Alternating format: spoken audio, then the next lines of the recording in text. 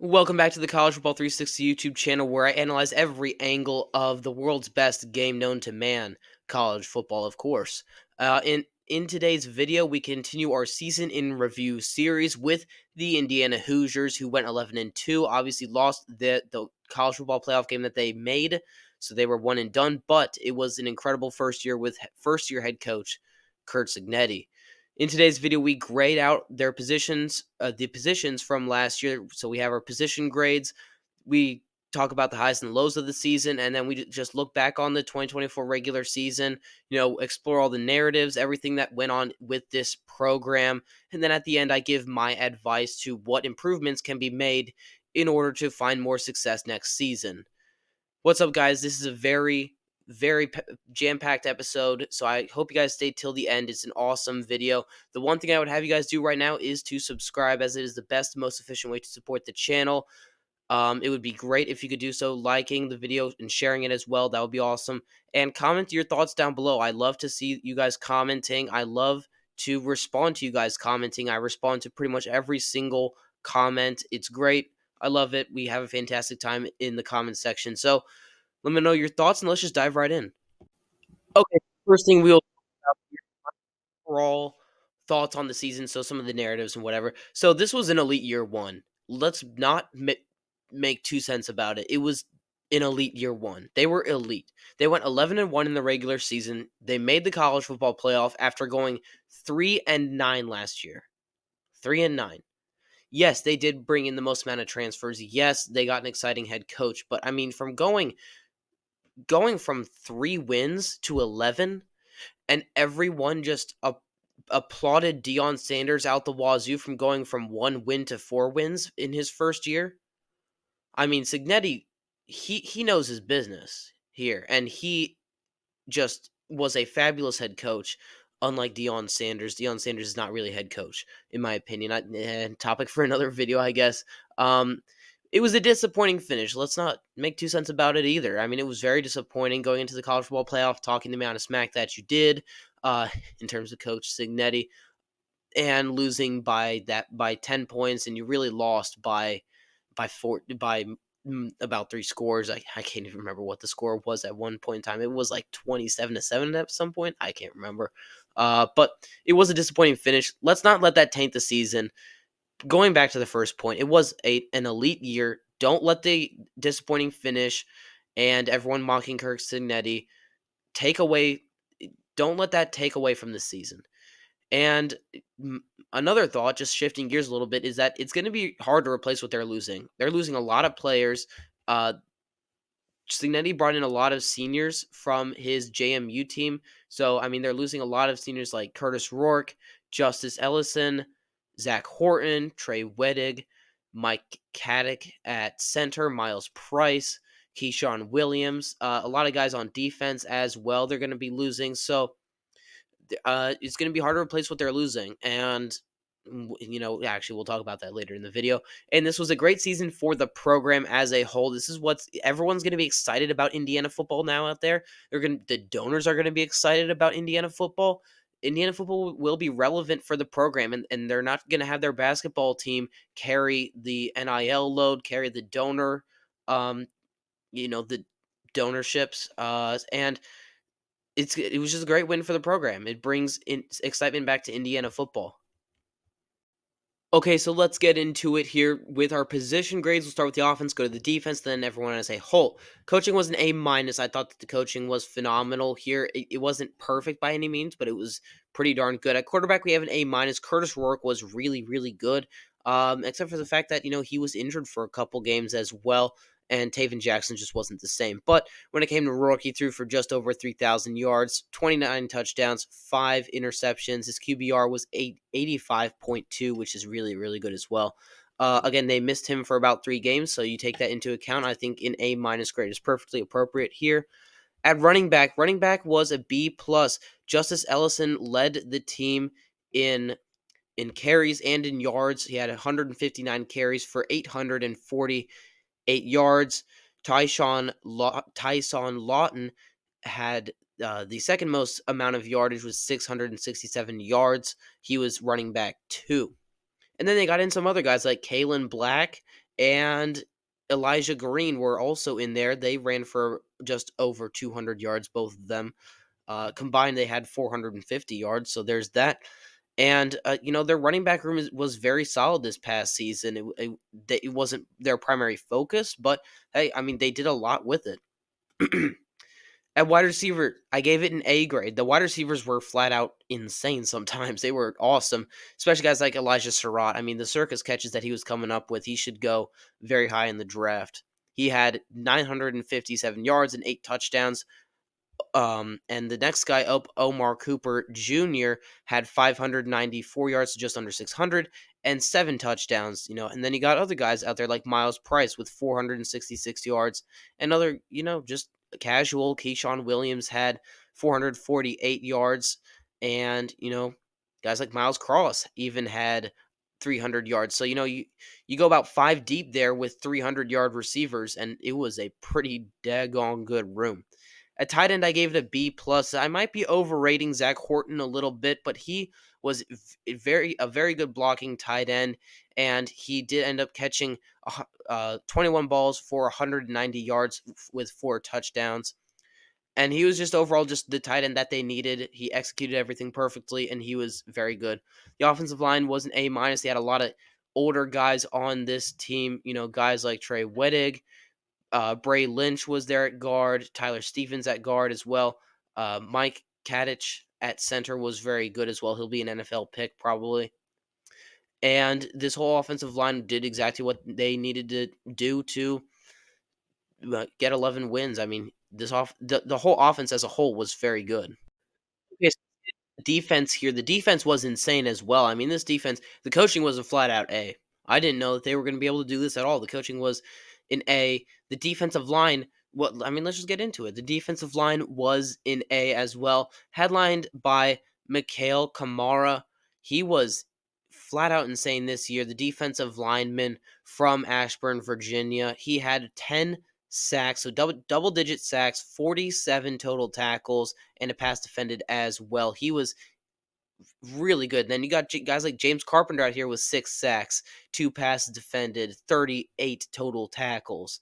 Guys like CJ West, he had a couple sacks.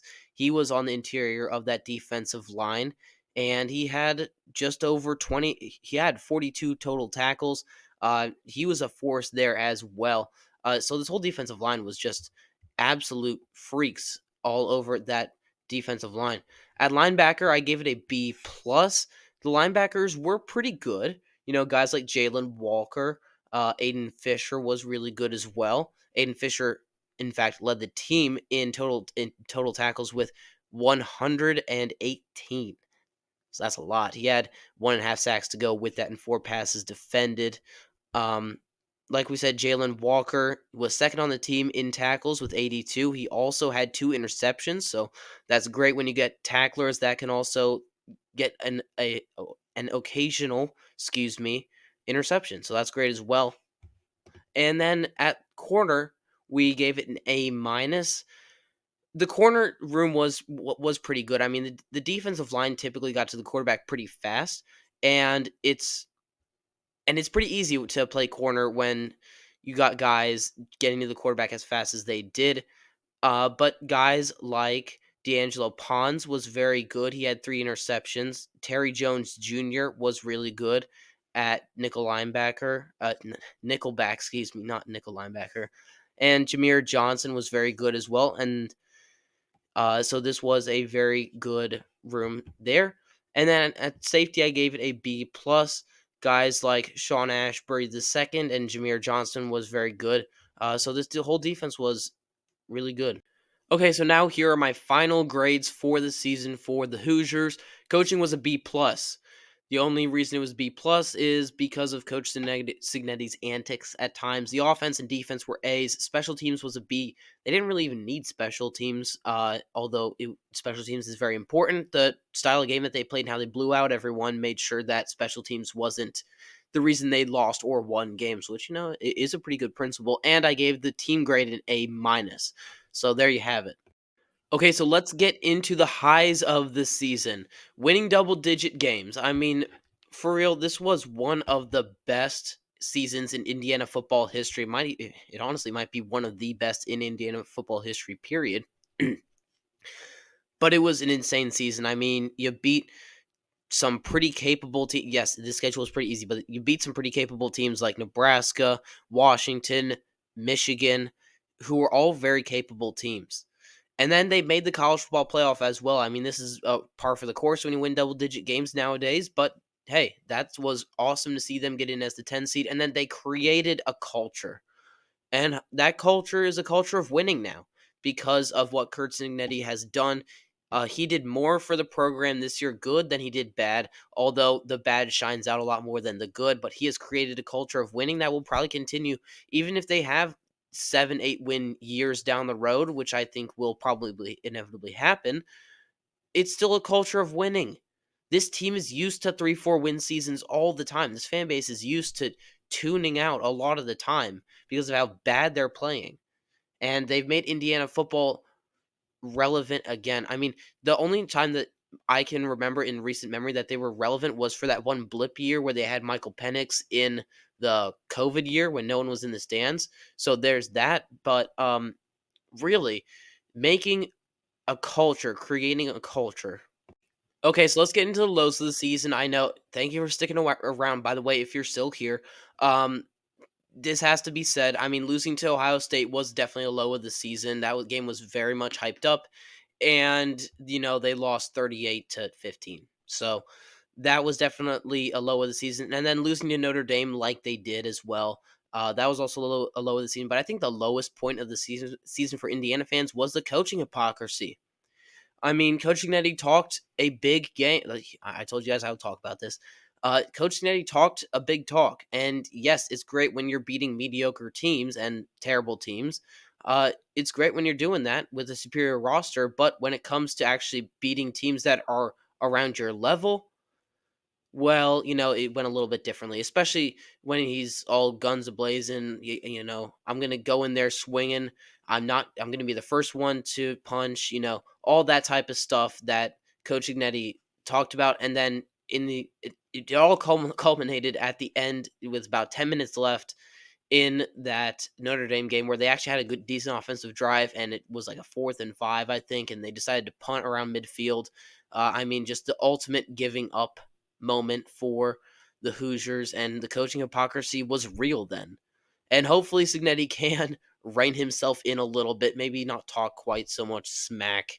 It's great, but it comes back to bite you. Ask Deion Sanders.